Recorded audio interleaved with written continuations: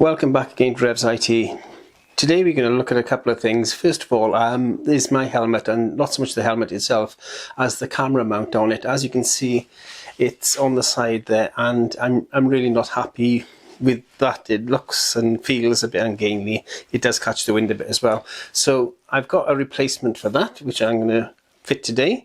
And then we're going to unbox this big box here and have a look at my new bit of garage equipment for the rebuild, which is a sandblasting box.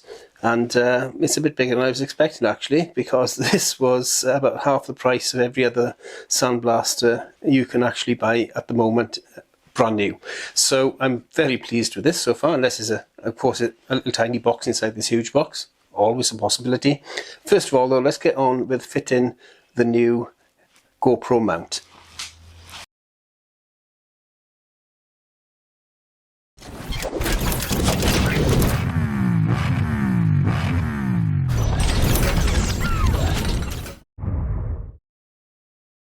Okay, so the first thing I'm going to do is just disconnect the GoPro mount that's already on there, which is quite simple because I use 3M locking tape. That can go over to the side for the moment. And then the new one that I'm going to use is by a company called, I don't know if you can see that, Tuyu, T-U-Y-U. I bought it on Amazon. It's probably, well, it's definitely a Chinese company, but they sell from the UK, so there's no huge weight for them. And yeah, it just says for action camera. Nothing. Is it part number N? Oh, sorry, I suppose that means number NO. Is G for golf, P for Papa, T for Tango, Y for Yankee 70, and weighs 50 grams. Material ABS plastic. Okay, so that's the box out of the way. Let's get rid of that. And this is the actual mount itself. So if I just unscrew this, check that up there. That's the mount itself it comes with. You can, of course, take this little extension off, which I will be doing, because the mount will be going directly to there. In the box though, you have a little spanner and a lanyard. You have a little lanyard that sticks. I always wanted one of these, actually. I wanted one for the other one because it was always a worry whether it would fall off. Let's get this out of the bag so you can see a little what it is. If I can open the bag, that is. Okay, it's a little lanyard with the tape that sticks to the helmet, so you can actually connect it to the helmet, and then I'll use the steel one probably rather than the cord. You can wrap it around the camera or the mount, so if it does happen to come off for any reason, it's not going to fall off and fly away down the road. I've seen a few YouTubers do that. There's another little mount there, screw-on mount, and of course you just saw me removing that. And then you get two stickers to stick it with, and that's everything in the little packet. Now the stickers go on the inside of here, and these are quite floppy, as you can see. And the stickers are the full length of either of these sides. But what I'm going to do is I'm going to cut them to fit each of the squares. So I'll cut the square there and cut the square there so it fits properly, so that when I wrap it around the face of the helmet, it'll be more secure. There won't be any little ridges or open spaces. Now, fitting it to the helmet cannot be easier, and it actually fits perfect. As you can see, all my vents are still available. So top vent, bottom vent, and it fits and curves around just right for the helmet, and it doesn't foul anything. So I'm really happy with that so far. So let's just get it fitted quickly, and then we'll go on to unboxing this big box. First things first then, let's just cut these to size and put them on. So I'll put one on there and then one on there.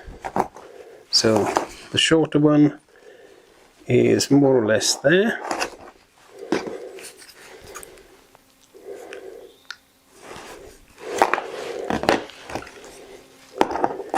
Just about right.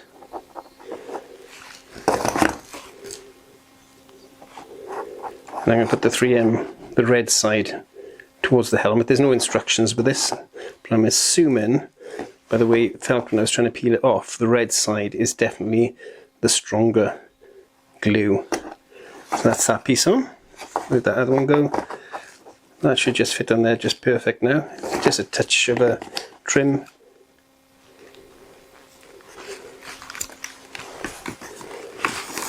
And that's about right, that's about perfect. Now I'm just going to bring it there so that when I put it on, hopefully I'll get it on right in the first try. So here goes. What I'm going to do is I'm going to just take one off.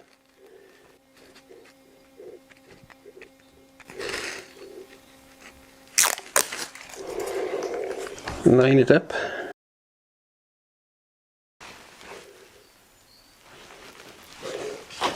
A little interruption there, never mind. Right, here we go again. Line it up. Actually, I'm going to bring this forward a bit and make sure it's in focus again.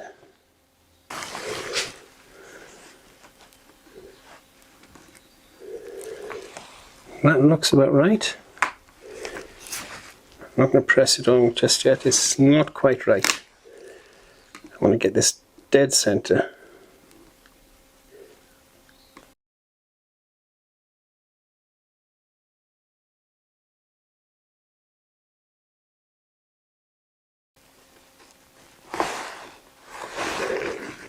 Just a tiny touch more. Yes, I am a bit OCD with these things. I don't like the fact that you make the video and then you have to correct everything post because you haven't got the camera lined up.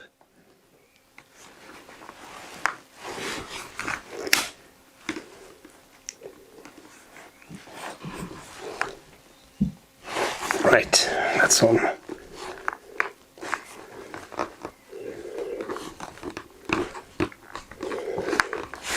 So the other bits of tape. This one's already started.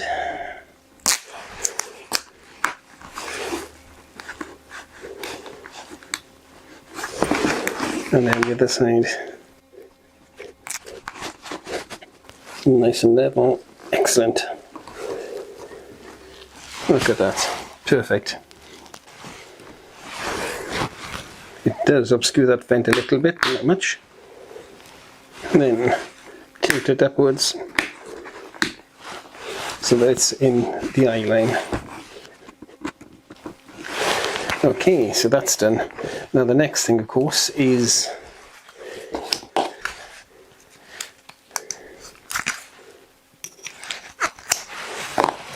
fitting the GoPro adapter. Now this can fit on this side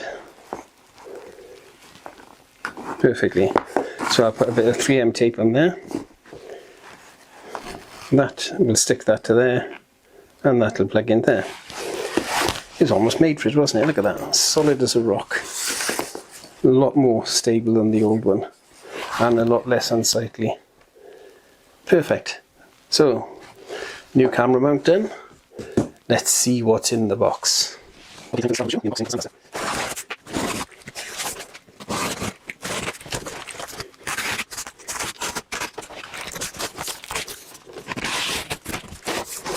I'll put links in this description down below for these items. Okay, so the first thing we get is some instructions.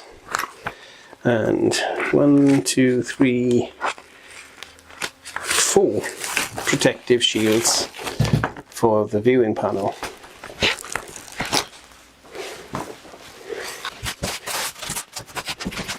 Really well packaged. Again, not the biggest of sandblasters, but a lot bigger than I was expecting. So there's the unit itself.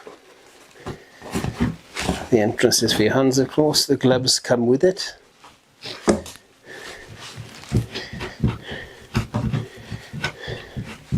All metal construction with a panel, and it's actually a screen protector on the panel itself.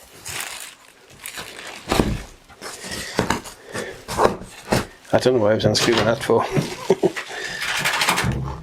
Chain holder, seals, more packaging, and that's the gloves inside. They're actually fitted to the unit as with most of them.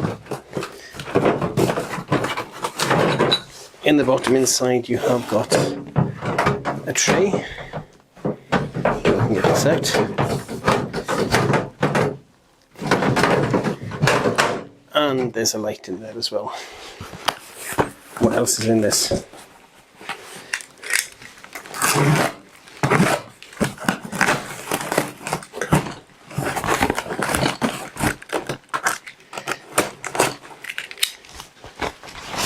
Okay, so in the accessories box you have got 2 tubings, one for picking up the air, one for picking up the dust or media, whatever you're using.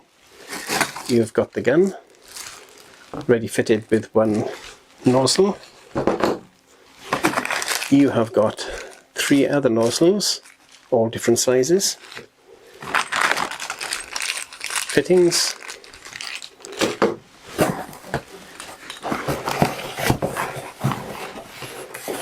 okay, let's go to that box. You have a metal pole. Okay, I'll have to have a look what that's for. I think that goes in on the tube into the media so that you actually suck the media up into the blaster. And there goes everything on the floor. And in the smaller box you have a little transformer, which of course runs the light in the unit. Let's get the rest of it unpacked. Okay, so a bit of a jump cut there, and now I've fully assembled the unit. One thing that I have to say is that the instruction booklet actually doesn't give you much in the way of instructions. It tells you how to assemble the main body and put the legs on, but nothing about the hoses and the connections, which was the parts that were needed to be put on. The legs are already on there. By the way, I'm just going to tilt it down a bit. I've left a bit of polystyrene on the bottom legs. It makes the bottom nice and flat. I don't have to use the legs. That is because I've got a trash can underneath, a plastic trash can with a liner, and I'm going to put the media, blasting media, inside that, so that the drain, as you'll see in a moment, on the inside drains the media directly back down into the actual bin itself, so it can be recirculated. It will mean that I need to put some sort of a mesh in there to try and filter out any larger pieces, but at the moment I'm not breaking off any large pieces anyways, just very fine dust and rust, but a filter is needed there. Let's have a look inside. Okay, I'm going through this quite quickly because the battery's nearly gone on the camera. Hopefully it'll last long enough. The gloves were already fitted in. I fitted the airline hose with the fittings here. Now I've put the plastic pipe into the metal fitting, and then a metal washer and the rubber grommet. And then on the other side I fitted the larger metal link piece with the other outlet or inlet for the vacuum. Inlet? Outlet? Work that one out later. Anyway, the other side there is ready to plug the vacuum lead into. I will have to get an adapter though, because it's a different, I think it's a Euro one, is the one, a professional type is on the compressor I have, and this one is a smaller one for a hobbyist type of compressor. 5 bar is the maximum pressure with this one, so my compressor is well easy to do that. Okay, the other pipe then, I don't know if you can see it here, goes down underneath the mesh to the metal pipe you saw, and that's the pickup pipe. One thing with that, when you put in this plastic pipe onto that, don't push it all the way down to the end, because then you cover up the end of the pipe and you need to have air going into that to have the dust being brought up properly. It sort of sucks from the bottom, and then the air coming in sort of venturis it up, if that's the right word, into the gun.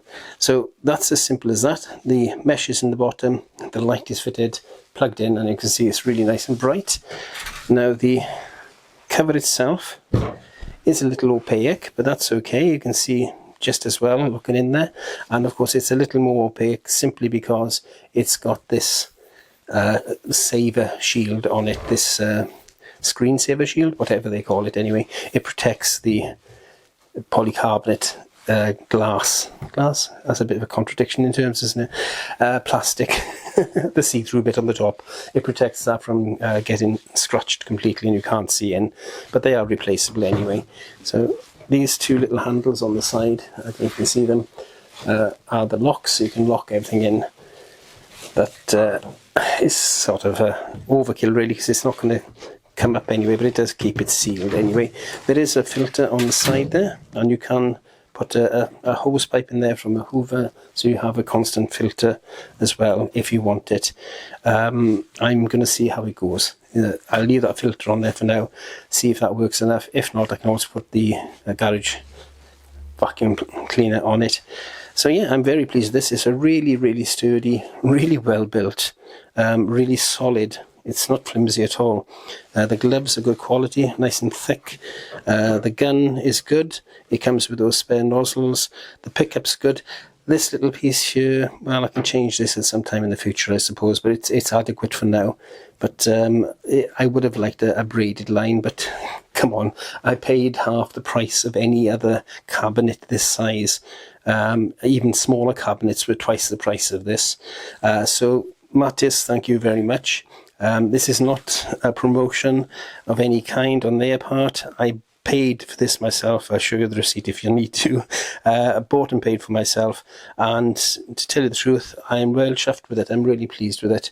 Some warning stickers on the front there to tell you of the various things, like wear goggles, wear respiratory mask, and so on. Yeah, so there you go. My new sandblasting cabinet. You've seen me do a wet blasting. And that turned out quite well actually, but it was a bit messy, and with a bit of wind it blew all the dust back at you. But this now hopefully will keep that to a minimum, and we'll get on with the rebuild of the ZZR250. Okay then, for now then, thank you for watching. Ride on and ride safe. And the battery lasted, yay!